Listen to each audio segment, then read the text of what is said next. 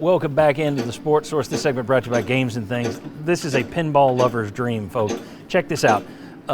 Games and Things now has one game that features 1,080 classic pinball games, all digitally remastered, loaded into one machine. You just flip through to the game you want. I mean, Gilligan's Island, Grateful Dead, Kiss, whatever the game you want that you played as a kid, 1,000 of them are in there. And the real cool thing about this is, for all 1,080 in this machine, it's less than the cost of one standard pinball machine. Games and Things, I'm telling you, they can make your home fun. 1,080 games, cheaper than just one normal pinball game. Games and Things, get out and see them this week. All right, back with Jimmy Himes, David Ubben, and Bob Hodge. Going to continue talking about this SEC deal just from a different angle. This thing changes quickly. In 2008, the SEC signed a 15-year deal with CBS. It was worth $55 million a year, and everyone said, this is outstanding. We've never seen anything like this. The SEC is set for years.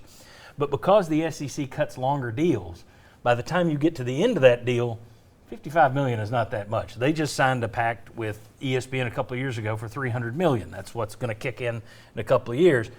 Well, even that's looking small because just one of those little packages for the Big Ten is worth $350 million for 7 years, a year, and then they're doing it for 7 years. So what that means is the Big Ten teams are going to get to renegotiate again before the SEC's deal is up. So they're going to not only make more than you now, they're going to make a lot more than you, it looks like right now, once they renegotiate again in about 7-8 years from now. Let's take a look at some of the numbers here just very quickly. If we got a chance. Yeah, you got the Big Ten teams on the left, including UCLA and USC, who are scheduled to come in. You got the SEC teams on the right with Oklahoma and Texas, who are set to come in. But here's the thing. Since 1998, when you first had the BCS came into, since we've basically had a one true champion format, the Big Ten has won 2 national titles, both by Ohio State. The SEC has won 14 national titles by Alabama, Auburn, Georgia, Florida, LSU, and Tennessee. And yet, more TV dollars will be going to Illinois, Indiana, Maryland, Northwestern, Rutgers than Tennessee, Alabama, LSU, Georgia, Florida. I find that amazing. Bob, should the SEC and its schools be concerned? Yes, and I'll try to break this down as quickly as I possibly can. You're getting more money. Everybody knows there's a facilities war going on now. You upgrade. I get more money from my TV contract. That means I can put more money into my facilities. I go to my boosters and say, don't give me more money for my facilities. Give me more money for my NIL. And you take that, and that gives you a little bit more leverage in recruiting. Gives you a bigger recruiting budget, too. And it gives you a better recruiting budget. So, yes, I think it trickles down, and I think it could have an impact. Jimmy, the SEC is going to be number 2 to the Big Ten. They're both far and away from everyone else, but you're number 2. You don't want to be number 2 when you got wins like that. You got the programs like that. Should the SEC and its presidents be concerned that maybe ESPN got a better deal over on the SEC than they should have? They'll probably be a little bit concerned, but I don't know that it's going to have a great impact. I think Bob makes a good point about the NIL deal, but there's still great players in the state of Florida, in the state of Georgia, in the state of Texas, in Louisiana. The majority of the best players are still in the Southeast. So I think that is going to offset some of the advantage that you have in the Big Ten financially. Yeah, I mean, ultimately all those schools are not going to come crashing into SEC territory and start winning these recruiting battles. And this is the point where, to raucous laughter, I remind everybody that this is a nonprofit enterprise. So the money has to go somewhere. And ultimately you're running out of places to go. And the gap is not that big. It's not like you're going to be running out of, we don't have enough food for the players.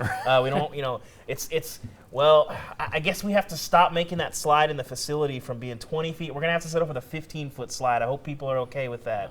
Ultimately, I think you're going to see that. Now, the one area where this might get sticky is if you have unionization and you have being able to pay players out of the school's pocket. And then it becomes a real issue. You got a court case going through the system right now that is pushing for players to be treated like employees. And if that's the case and the Big Ten's making more money, they got more money to pay their employees. Yes.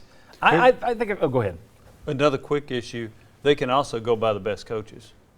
That could be a factor. I mean, could you pay Nick Saban $20 million to go to well, not Rutgers, but to a big school. Well, why You know, not so- Rutgers? I mean, what if a Rutgers does something Well, like they have that? Greg Schiano. It's They like don't $30 need million. it. So That's the crazy thing. Who would have ever thought that Greg Schiano could have a bigger football Budget. budget up there at Rutgers Yeah. than he would at Tennessee? yeah, but the ability to pay coaches an enormous amount of money could have an impact. Yeah. Thoughts on the? I mean, Well, you know, and I agree with what David said. They're not going to come in. There's not going to suddenly be a big raid down here. But what if 2 of those schools decide that they do something and it works and they do raid some players? It's going to hurt somebody down here. And I mean, who's it hurt? Does it hurt Alabama? Does it hurt Tennessee or Kentucky? So it doesn't have to be a big suddenly they're all here.